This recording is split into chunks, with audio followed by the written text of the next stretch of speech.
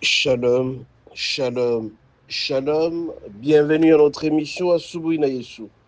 Moi, c'est le pasteur. Bienvenue, Matena Kibangala. Je salue toutes celles et tous ceux qui suivent régulièrement notre émission à Subouina Yesu. Et vous souhaitez de très bonnes conditions d'écoute à Subouina Yesu, qui signifie dans l'une de nos quatre langues nationales, le matin avec Jésus. Bien aimés, ce matin, notre thème s'intitule Deux points. Les offrandes sont obligatoires pour votre bénédiction. Les offrandes sont obligatoires pour votre bénédiction. Mais la plupart des fois, les hommes pensent qu'ils peuvent être bénis sans pour autant qu'il y ait un sacrifice. À chaque sacrifice correspond à un bénéfice. Si jamais vous vous sacrifiez pour notre Dieu, soyez sûr et certain qu'il y a une récompense, une bénédiction qui est attachée à cela. Et cela a été compris depuis bien longtemps dans l'Ancien Testament, dans le Nouveau Testament et des temps les en venir. Si jamais quelqu'un fait une offrande, si jamais quelqu'un se sacrifie pour notre Dieu, en donnant d'abord de son corps, de soi-même, en donnant du matériel et des finances, soyez sûr et certain qu'une bénédiction sera attachée à cela. Nous allons lire à cet effet Lévitique 6, du 12e au 16e verset. Nous lisons au nom de Jésus.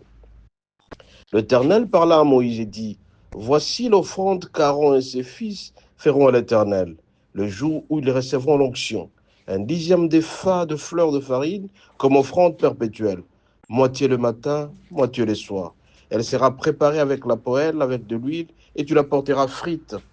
Tu la présenteras aussi culte et un morceau comme une offrande d'une agréable odeur à l'Éternel.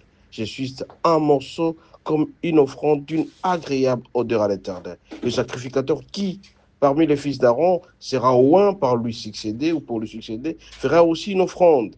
C'est une loi perpétuelle devant l'Éternel. Elle sera brûlée en entier. Je répète le verset 15. Le sacrificateur qui, parmi les fils d'Aaron, sera oint pour lui succéder, fera aussi une offrande. C'est une loi perpétuelle devant l'Éternel et sera brûlée en entier. Toute offrande de sacrificateur sera brûlée en entier et ne sera point mangée. Bien aimé, ici, ce sont les fils d'Aaron qui vont succéder à leur père. Et pour les succéder, ils sont obligés de faire une offrande. Une offrande obligatoire, matin, soir, matin et soir. À ce moment-là, ils auront cette bénédiction particulière pour succéder à leur père. Et le sacrificateur sera loin à cet effet pour succéder. Alors toi, pour avoir ce que tu cherches, tu es obligé, mon bien-aimé, de pouvoir sacrifier quelque chose pour l'éternel. Tes finances, par exemple, ton corps, par exemple, tout ce que tu as, par exemple. Et la plupart des personnes veulent être bénies sans pour autant donner quelque chose à l'éternel. L'offrande, ce n'est pas pour les pasteurs. L'offrande n'est pas pour quelqu'un d'autre ou pour ceux qui dirigent l'Église. C'est pour l'avancement de l'œuvre de Dieu. Quand tu participes, mon bien-aimé, à l'évangélisation en donnant ce que tu as, tu participes à l'œuvre de Dieu en te sacrifiant, en donnant les offrandes, les actions des grâces, toute reconnaissance, sois sûr et certain qu'une bénédiction sera attachée à toi. Mais comment veux-tu qu'un homme qui touche plus de 1000 $ et qui se rende à l'église tout en donnant 10 000 francs? Ce n'est pas normal. Et tu vas t'attendre à ce que tu seras béni? Non. Beaucoup de gens cherchent les enfants, mais ne savent pas pour avoir les enfants à la maison. Il faut faire un sacrifice à notre Dieu. Va donner des offrandes. Sacrifie-toi un tout petit peu et tu verras qu'il y a une récompense qui sera attachée à ça. Tu te poses la question pourquoi tu n'as jamais été béni. La réponse est claire, c'est que tu n'as jamais béni le Seigneur. Bénis le Seigneur avec ce que tu as. Tes offrandes, tes actions de grâce, ton corps, ta force. Tu verras qu'une bénédiction te retournera sans faute. Alors, bien aimé ce matin, je vais te dire, à l'instar d'Aaron et de ses fils qui ont fait à l'Éternel, jour où ils ont reçu l'onction, ils ont fait une offrande, toi aussi tu le feras.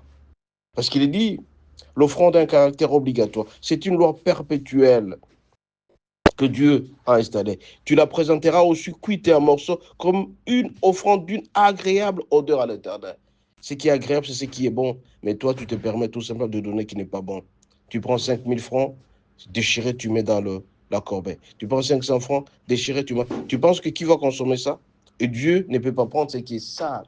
Mais toi, arrange-toi, mon bien-aimé, pour être béni. Fais ce qui est bon, d'une agréable odeur à l'Éternel. Une offrande d'une agréable odeur. Cette odeur est bonne parce que Dieu va accepter ça.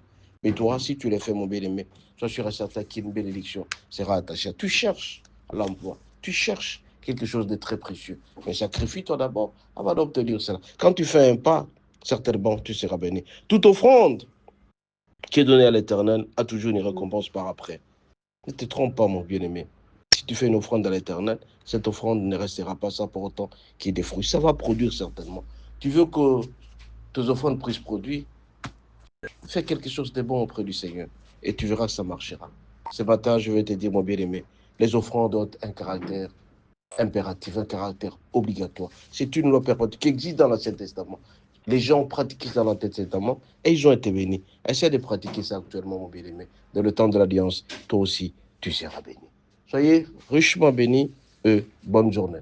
N'oubliez pas de télécharger notre application Asuna et Asubuna Yesu pour faire en sorte que les autres soient aussi bénis comme tu as été béni à travers ces messages. Soyez richement bénis. Bonne journée.